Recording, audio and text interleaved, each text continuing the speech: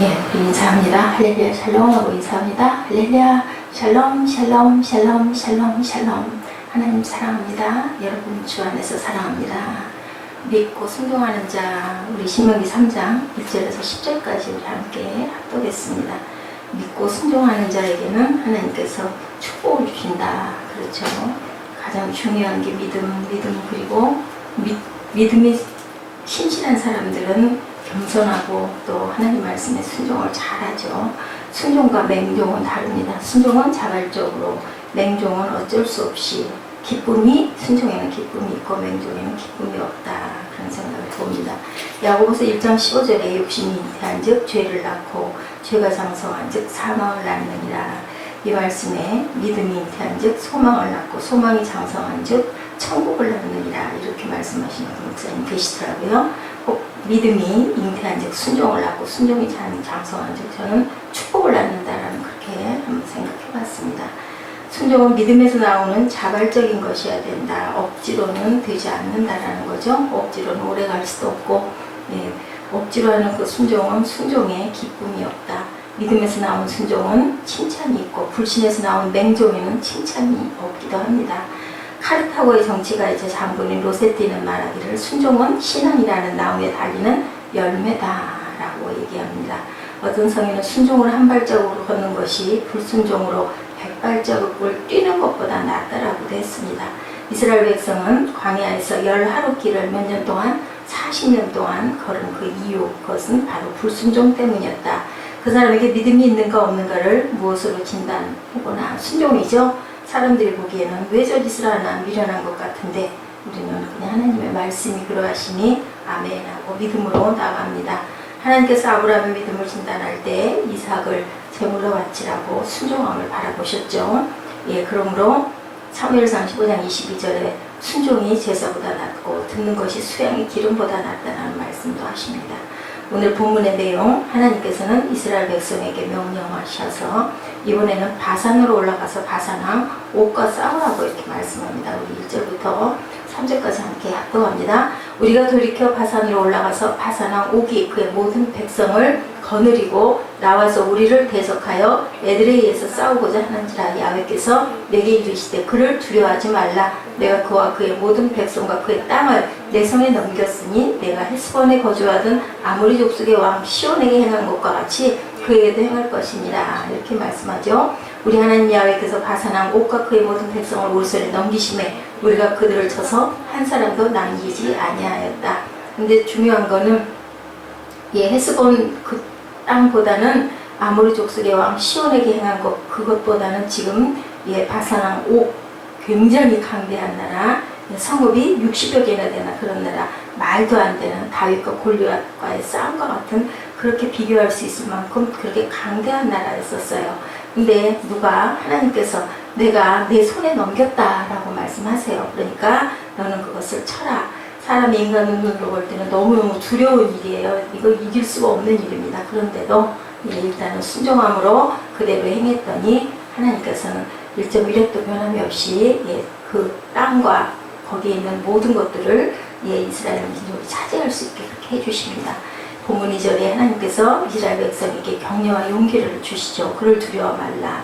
내가 그와 그 모든 백성과 땅을 내 손에 붙였으니 내가 헤스본에 거하던 아모리 족속의 왕 시온에게 행한 것 같이 그에게도 행할 것이니라. 이스라엘 백성은 하나님 말씀에 믿음으로 순종했다는 거죠. 순종의 결과는 놀라운 기적입니다. 이스라엘이 체험한 기적은 이길 수 없는 왕 옥의 군대를 크게 이겼다라는 것, 기적을 하나님께서는 믿음으로 행하는 자에게 체험하게 해주신다. 첫 번째죠. 이스라엘이 바산왕 옥을 이긴 것은 기적이다. 다윗과 골리앗을 싸운 것 같았다. 누가복음 5장 4절에서 7절에 보면 예수님이 게네사렛 호숫가에서 고개를 잡는 베드로에게 나타나시죠. 깊은 데로 가서 그물을 던져라. 이것도 기적의 사건입니다. 밤이 맞도록 수고하였어도 얻은 것이 없지만 무엇에 의지하여? 말씀하시니까 말씀에 의지하여 내가 그물을 내리리다. 그래서 그물이 찢어지도록 고기를 잡은 것을 우리가 압니다. 여호수아 6장 4절에 보니 온 땅과 해지는 쪽 대해까지 너의 영토가 되리라. 여호수아에게 힘을 주시죠. 모세가 돌아가고 나서 내가 너를 도와줄 거니 너는 두려워하지 말고 그대로 밀고 나아가라고 이렇게 말씀합니다. 장대하고 견고한, 그래서 여리고성이 무너지는 기적을 체험하기도 하죠. 여리고성이 무너질 때 이스라엘 백성이 한 것은 아무것도 없었어요. 다만 야훼의 말씀을 따라 순종하여 뭐했어요? 나팔 불며 성을 도운 것뿐이에요. 많은 사람은 기적을 바라기도 합니다. 어떤 사람은 병이 낫기를 원하고, 어떤 사람은 사업이 잘 되기를 원하고, 어떤 사람은 내 어떤 문제들이 쉽게 해결되기를 원하고 우리는 기도합니다. 근데 그 기적이 누구에게 일어난다고요? 믿음으로 순종하는 자에게, 또 겸손한 자에게 하나님께서는 결론으로 모든 것들을 더해 주시죠. 잠언 3장 5절이죠. 너는 마음을 다하여 야훼를 의뢰하고 명철을 의지하지 말라. 너는 범사의 그를 인정하라. 그리하면 내 길을 지도하시리라. 우리가 내비게이션을 그대로 보고 듣고 잘 따라가야지, 내가 조금 아는 길이라고 해서 내가 짐작으로 가다가는 길을 찾아 헤매고 그것이 엄청 시간도 오래 걸리고 기진맥진해지죠. 나중에는 방향감도 잃어버립니다. 이렇게 우리는 앞만 보고 가라하시는 대로 순종해서 믿음으로 잘 따라갈 줄 알아야 된다. 두 번째는 그리하면 내가 대신 싸워주겠다. 3절이죠. 우리 하나님 야훼께서 바산왕 옥과 그 모든 백성을 우리 손에 넘기시며 우리가 그를 쳐서 한 사람도 남기지 아니하였다. 이겼다라는 거죠. 이스라엘 바산왕 옥과 싸워 이긴 것은 누가 싸운 게 아니라 하나님께서 대신 싸워주신 것이다. 우리의 삶도 마찬가지입니다. 내가 사는 것 같지만 사실은 내가 사는 게 아니라 내 안에 계신 예수께서 사시도록 해야 된다. 내 욕심과 내가 원하는 그 미혹을 받아서 그대로 가면 못 때문에 안목의 정욕, 이성의 사랑에 빠져가다 보면 결국 멸망밖에 남는 게 없다는 거죠. 이스라엘 백성이 홍해 앞에서 두려워 떨고 있을 때 모세를 통하여 말씀하시죠. 야훼께서 너희를 위하여 싸우시리라. 다윗이 골리앗과 싸워 이긴 것도 다윗의 힘으로 이긴 것이 아니라 야훼 하나님을 믿고 나아갈 때 하나님께서 대신 싸워주시죠. 내가 야훼 신에 의지하여 나는 나아가리라. 너는 칼과 창으로 나를 이기려 쫓아오지만 나는 그냥 물맷돌 5개 가지고 야훼의 힘으로 나를 이기리라 하고 이깁니다. 이스라엘이 전쟁에서 크게 패한 것 여호수아 7장 1절에서 5절에 보면 아이성 때 그 큰 여리고성을 무너뜨렸는데 7장에 나오는 작은 아이성은 만만하게 보고 그냥 이거는 뭐 누워서 떡 먹기야 했다가 패하는 걸 우리가 봤습니다.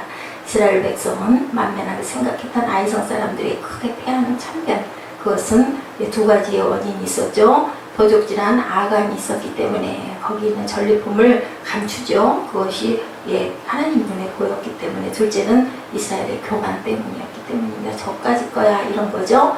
과거에 여리고성이 무너지게 한 것이 자기들의 경험과 힘으로 된 줄로 잘못 생각한 것.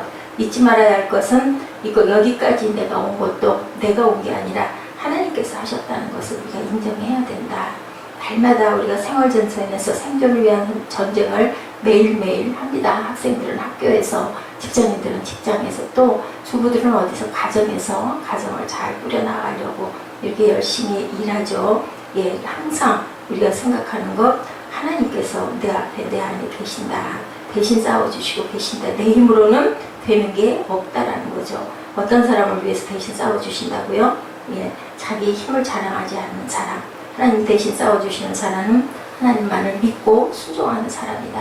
그렇게 한 사람에게는 풍성하게 은혜를 내리신다고 본문 7절에서 10절에 말씀하고 계십니다. 우리 함께 합독합니다.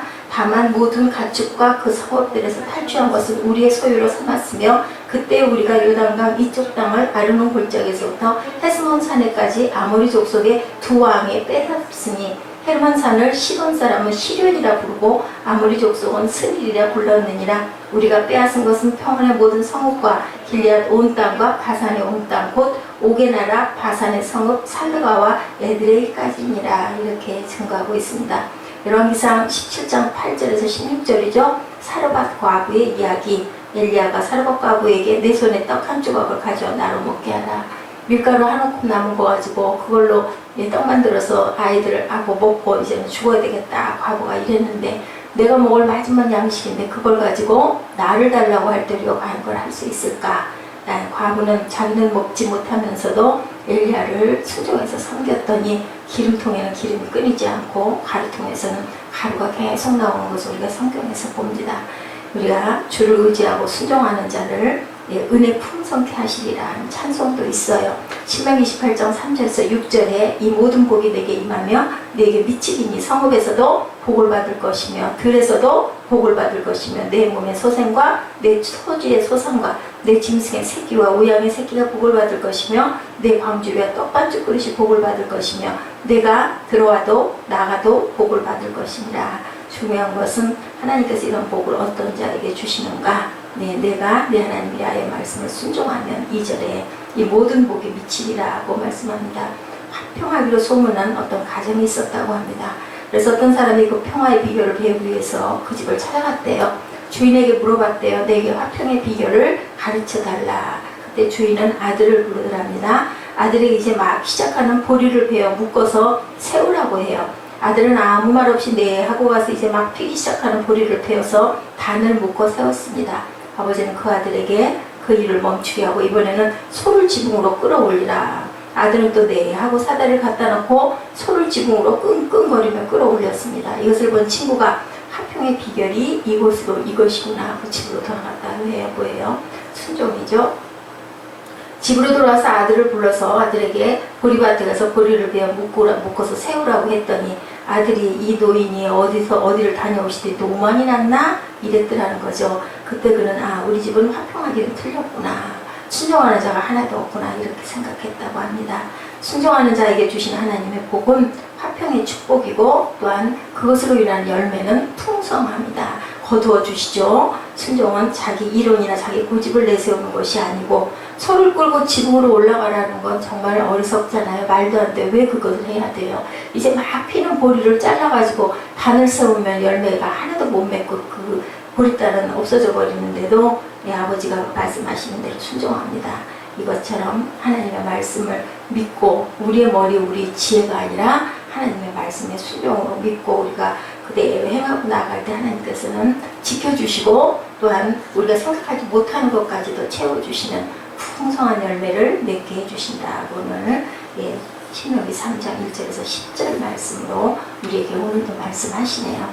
더위 가운데서 내 힘으로가 아닌 하나님의 힘으로 살아가시고 오늘도 지혜롭게 마음속으로 시원한 그늘을 생각하시는 저와 여러분 되시기를 주님의 이름으로 축복합니다. 기도하시겠습니다.